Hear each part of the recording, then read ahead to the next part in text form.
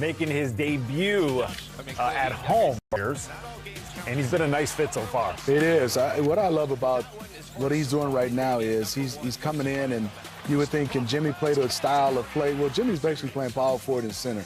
And the one thing he's doing is just playing the game of basketball. And I think, Channing, if you got good basketball players who play winning basketball, it takes some time to get in the flow where we're on the same page.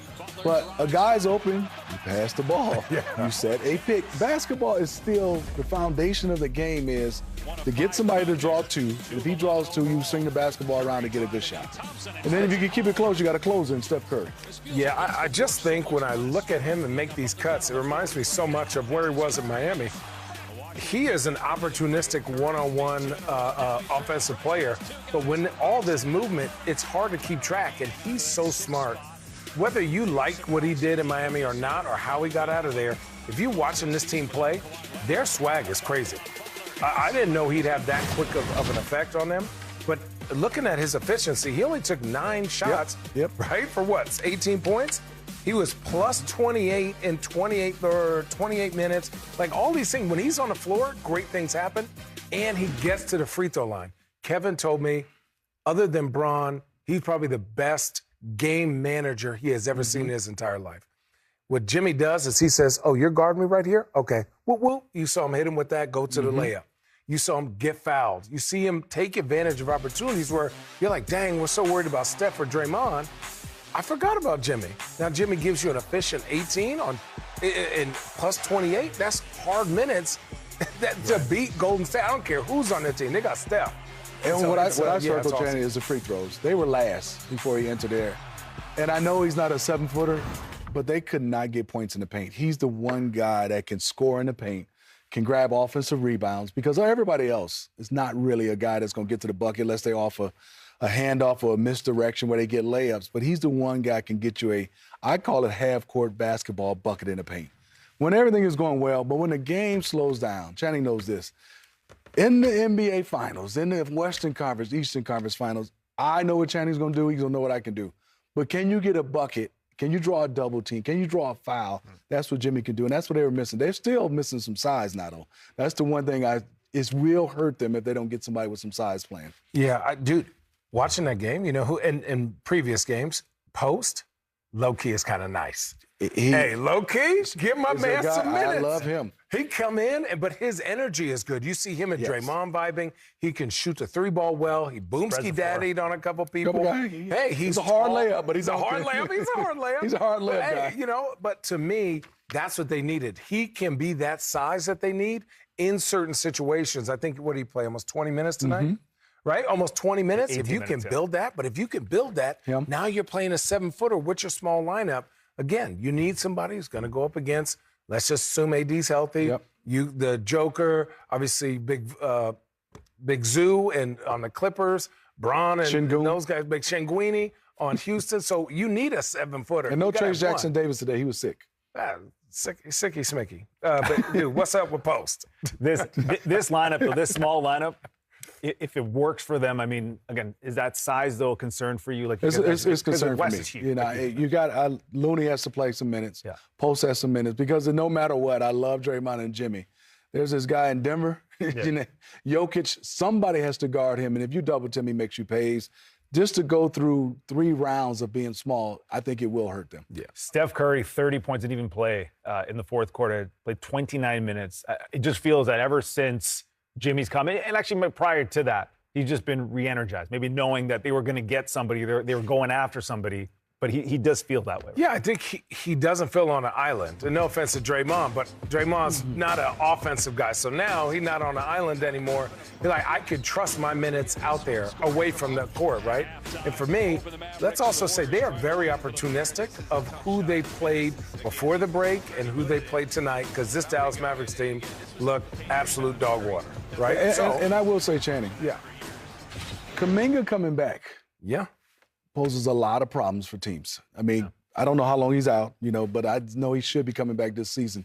He gives another guy that's a matchup problem. And if you get Trace Jackson Davis to give you 10 minutes, Looney gives you 10 minutes, Post gives you 15 minutes, then they are playing 9 or 10 guys in different ways. This is a scary team for, like, OKC if you match up. For sure. Yeah. They played 10 guys. Yep. And then now coming off the bench, you have a guy who started pretty much most of the year, a 7-footer. Gary Payton is always going to be Gary Payton. Buddy, they need Buddy to make shots. They're going to need Buddy. Yes, they're going to need a little something from Buddy. But he at least can run that off. You have to pay attention to him. So sometimes just you existing creates opportunities for other people. Just exist. Close your ears, buddy. Don't listen to that one. No. Hey, man, listen, shooter for shooter. Sometimes you got to sit on that island. I know. Hey, play 4-on-4. People pay for that. Shout out to Andre Iguodala. Oh, yeah.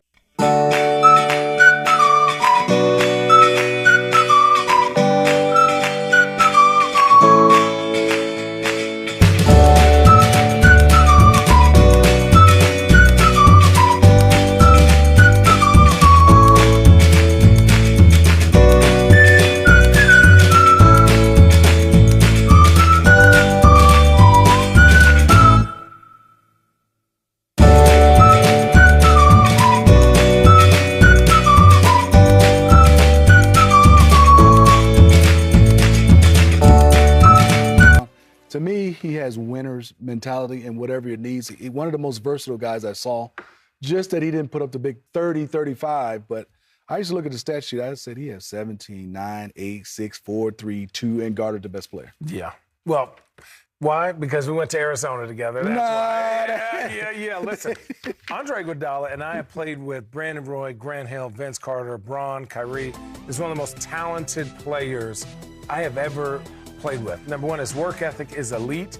The thing with him is he goes, guys, why are we playing with an ego? What do you need? And you said, what do we need? He's figured out, if I'm playing with better shooters, what is my ego doing with this? I can fill in the gaps and we win. And Lute Olson taught us, just do your job, right? And Andre had the hardest job because he could do everything better than everyone. If he were to play point guard at U of A, he would have broke all the triple-double records. He only played 2 years, and he tied Luke Walton, who went there 5 years. So, to me, Andre, number one of the smartest human beings I've ever been around. I was like, hey, who'd you cheat off? He goes, I ain't cheating off of nobody. I did this myself. And then number two, his work ethic and just a great human being. And, man, seeing him through the years evolve. And then you would be like, oh, we don't really have to pay attention to him. And he'd be like, damn, that 17 hurt worse than Steph Curry's 32. It's nuts. So, congrats, Andre. I wish I was there, but obviously I'm here. I got to work. You didn't get the invite, did you? No, I did get the invite. I didn't get the invite.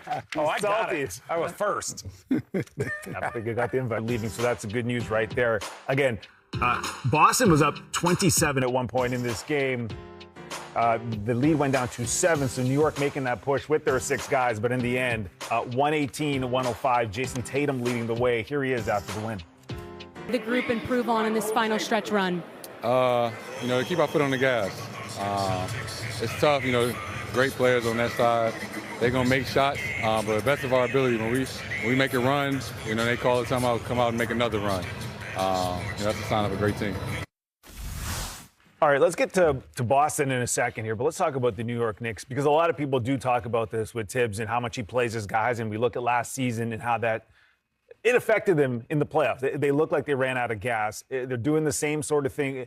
When Tibbs is making these decisions and playing these guys these heavy minutes, what is it? It's like a lack of trust in his roster, or why is he doing this and not giving out some of those extra minutes? It's been the last 2 or 3 years with the Knicks. You saw last year, and I like the way their team approaches. I do really like individually. I think Karl Anthony Towns, Brunson, Hart, OG Anunoby, and Bridges all play extremely hard. These are guys that give you everything. But when you're down 25 or up 25, and I still see guys 40 minutes, 41 minutes, 37, 35, 27, that just tells me they don't have enough trust in guys when it comes to the playoffs. And we're not even talking about injuries. They could happen. Yeah. I'm just saying Channing's on my team, he gets 2 quick fouls. You want to have some guys that come in that have some rhythm with other guys that play. They don't have that. I think Karl Anthony Towns might have been the best player in the East so far. He's played extremely well. Arguably. But it's for all for nothing if you don't have enough left. I can just throw Cornette in for 5-6 minutes from the Boston Celtics and just beat on you. Yeah. He's not going to outplay him. He played 14 minutes, by the way. Just beat on him. He played 14 minutes, by the way. You can find, other than one person, Miles McBride, obviously, you can find 14 to 20 minutes in there, especially down 27. in this type of situation, because let's say you do have aspirations to make it to the Eastern Conference Finals. You don't want to just play your starters. The way that things are analytical here, they are looking at the Knicks move slower. This is what's crazy. Back in our day, we'd have to look and say, oh, he's not running as fast. Right. Now there's analytics to go, after X amount of minutes, these players move this slow. So use your bench. And then all of a sudden in the third, fourth quarter, really start to push the pace because they're going to be gassed. You're doing these guys. Josh Hart plays 100%. All these dudes play like dogs. Yeah. And to keep the dogs out there and outside is too much. You got to bring them inside. Shannon, I played for Pop, and you know this playing against him. We go down 6-0, and he sub all 5 guys. Yes, I was there one game. It was crazy. It was Tim Duncan, just a message. And we would be a little bit sad, and he said, all 5 guys just go sit. And second unit sometimes would get, we'd still be down 12, 13, but sometimes those guys took the lead, and he would look down there and say, you're not going in. Let them guys play. And we've lost games because we've said, you just got us back in. He's like, no, you tricked off the first 5 minutes of the game, so go sit down. Yeah, I just think, as a bench player, how can you come in and bring energy when you're like, man, I'm about to get 5 minutes? Wait, where are those 5 minutes? I have no clue. I just think you don't construct a roster that is, I think this roster is actually 8 or 9 people solid, right? And we're not talking 25 minutes for, Miles McBride every single night. 20, you can find 20 to 15 for everyone, maybe 12. You cannot construct this roster with these guys, with having an MVP candidate on your team and only play 5 guys. No one else has done it. He's done it his whole career. And every time between the Chicago Bulls and here in the Knicks and Minnesota, he runs his guys to the ground, and they never have enough to finish it. In the playoffs last year, they were limping through the playoffs. And we're like, this team should crush, or they'll make it past the first round. Then they're gassed. The point is, obviously, the regular season. The point is to win a championship. And this roster has an opportunity to do that. He just somebody got to tap him. Hey, no, he got to come out. Give him 4 minutes. Right. What about expectations here? When you look at this number, especially in the East, they're 0-5 now against Cleveland, Boston combined. If you add OKC in there, top 3 teams, 0-7. But it just tells you, and I mean, it's unlucky, and you still have a chance. I mean, you look at that, and it might be psychological, but like Channing said, as far as a roster, this is a talented team. They have size. They have defensive guys. They have guys, to me, that play the right way. They play winning basketball. They have championship guys with mindset. But you just can't beat 5 versus 12, starting from, the start of the season all the way to June. And I think that's what wears them down, because I love Josh Hart. He's already given up size. He's the guy that got to go out there and get 14, 15 rebounds.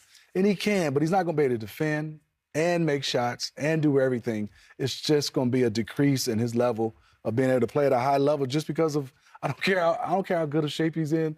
It's just mentally you start to get tired as well. And I wish no one injuries, but usually they have some injuries. Yeah, he almost had a triple-double in this game, 20, 11, and 9. And then when you look at the Boston Celtics, it was maybe over a month ago, we're kind of not concerned. Concerned's not the right word, but they weren't playing up to their standards of what we've known, right? Now 9-1 in their last 10. They figured it out, whatever it was. Oh, they got a gear. Dude, after you win a chip, that next year you like, all right, here we go. And you got to section these things up every 25 games. And right during the break, right before the break, or you just looking at that break like, let me get this break in, let me go on vacation, because when you give an NBA player, say, hey, run from here to there, and they see the end line, they will sprint and go all out. But if you're like, I need you to run all the way around the block and this, if they don't know how far that is, it's hard for them to temper their running. But Boston looked good today. And when you get Jason Tatum on triple-double watch, it's dangerous. Downhill, that was the biggest thing for me with downhill. Is getting downhill. If he gets downhill, it's over. There is no team in the NBA that can guard them when he is getting downhill. When he is, now these are uncontested. That's absolutely awful defense on him. But to me, when your whole team got the green light to shoot 53s, and you get a guy like Jason Tatum, Jaylen Brown, obviously Derek White going downhill, it collapses defense. So you're either giving up a dunk or you're giving up threes for everyone else that shoots it efficiently. When you look at Boston right now, are they the clear-cut favorite, or you got Cleveland right there with them in the East? I like Cleveland. I mean, especially after the trade for DeAndre Hunter. I thought Cleveland closed the gap, and that's crazy to say because they're in first place. I just looked at Boston, and people were saying, what's wrong with them? But they had 3 guys that play in the summer.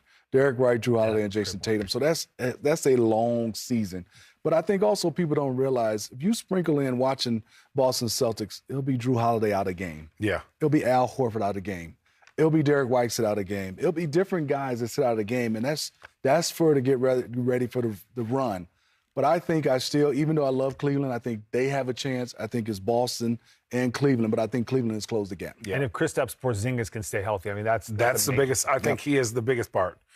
For me, Porzingis, I see him with his, knee brace on and he's dunking. He doesn't want to land on it. Mm-hmm. So to me, if I'm Boston, I'm definitely taking care of that health first. I know where we're at. If we're top 4, I'm good. I want us to get him in a nice rhythm, but I'm going to be very cautious with him because look at the East. There's nothing but size. From Orlando all the way up, the only team that doesn't have that much size is Miami, and they've been rolling lately. But to me, you need Porzingis. You need Al Horford. You need your bigger guys to be healthy so that you could battle with the Jared Allens, with the Giannis's, and those kind of guys. Al Horford's still playing, man. 25 minutes off the bench. If you can find 25 minutes for that. Boston was up 27 at one point in this game. The lead went down to 7, so New York making that push with their 6 guys. But in the end, 118-105, Jason Tatum leading the way. Here he is after the win. The group improve on in this final stretch run? To keep our foot on the gas. It's tough, great players on that side. They're going to make shots, but the best of our ability, when we make a run, they call it time out, come out and make another run. That's a sign of a great team.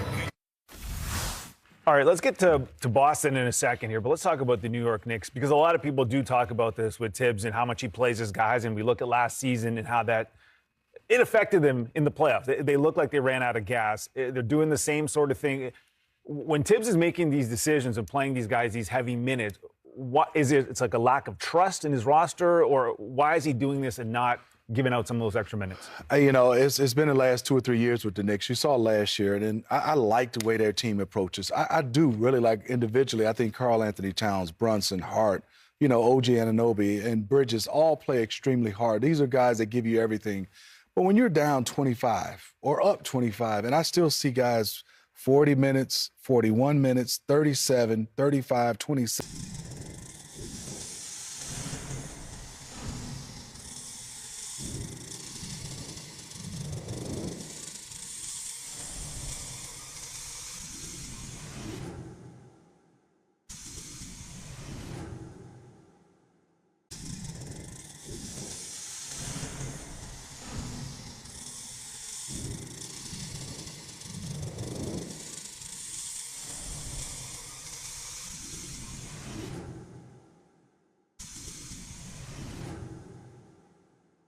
Making his home debut, Jimmy Butler has seamlessly integrated into the team's system, proving to be a crucial addition.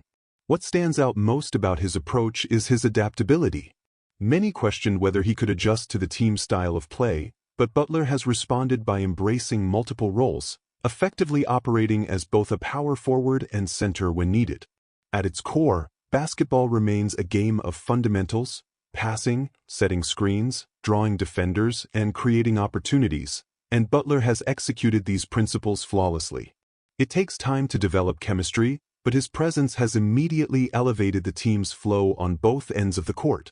His off-ball movement and ability to read the defense are reminiscent of his Miami days. Butler thrives in an opportunistic offensive role, capitalizing on breakdowns in defensive coverage. Even if some critics remain fixated on his departure from Miami, there's no denying the immediate impact he has had on his new team. The confidence and swagger this squad is playing with have surged since his arrival, and the numbers speak for themselves. In just 28 minutes, Butler scored an efficient 18 points on 9 shots and posted a staggering plus 28 plus-minus. When he is on the floor, good things happen. His ability to get to the free throw line adds another dimension that the team desperately needed before his arrival. Kevin Durant once said that outside of LeBron James, Butler is one of the best game managers he has ever seen.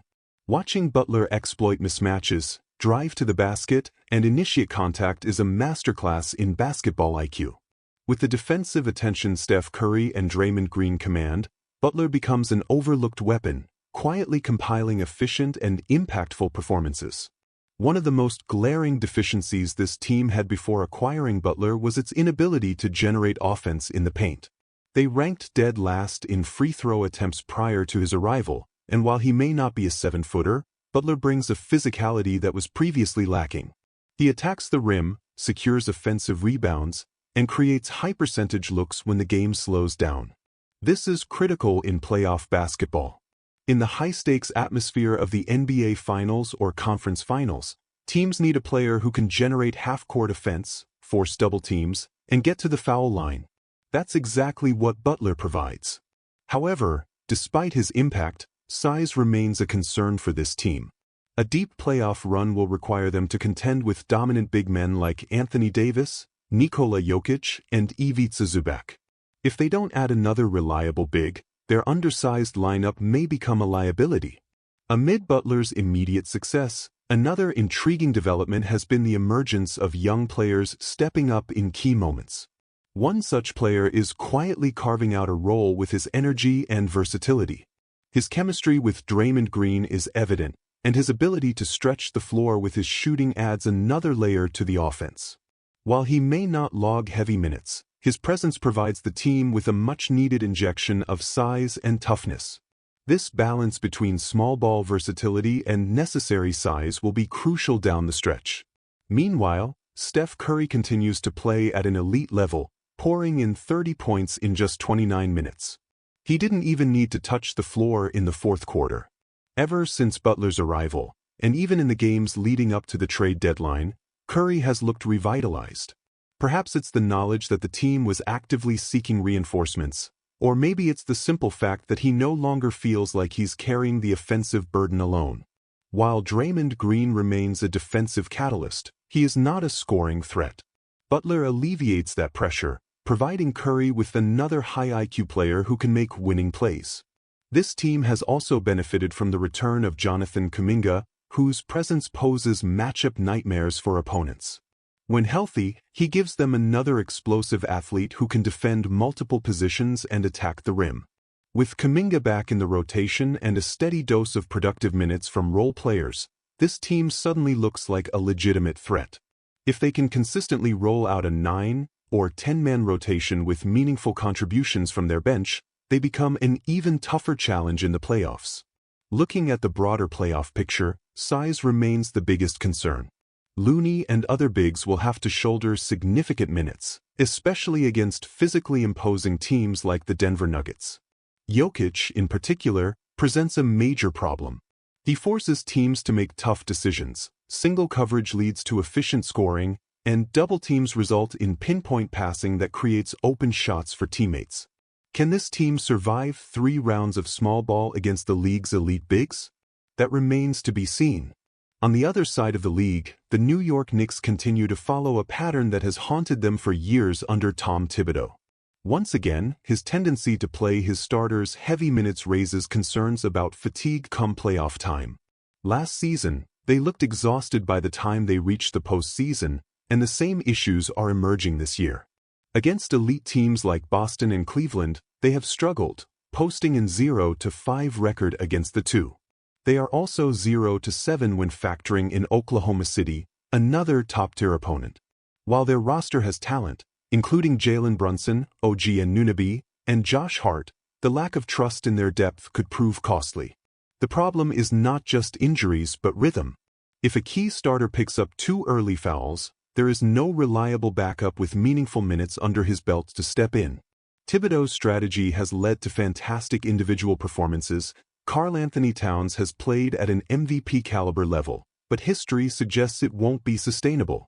By the time the playoffs arrive, these players may be too gassed to make a deep run. Championship teams rely on depth, and the Knicks simply do not utilize theirs effectively.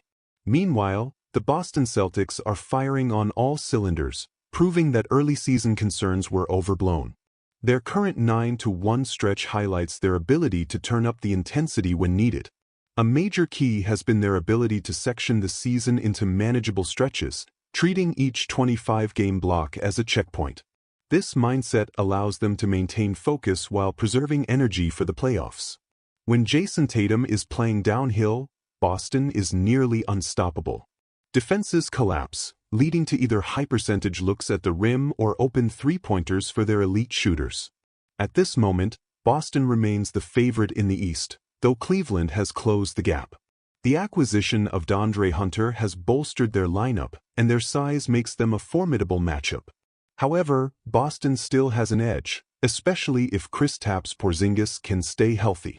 His presence provides a unique combination of rim protection and floor spacing that few teams can counter.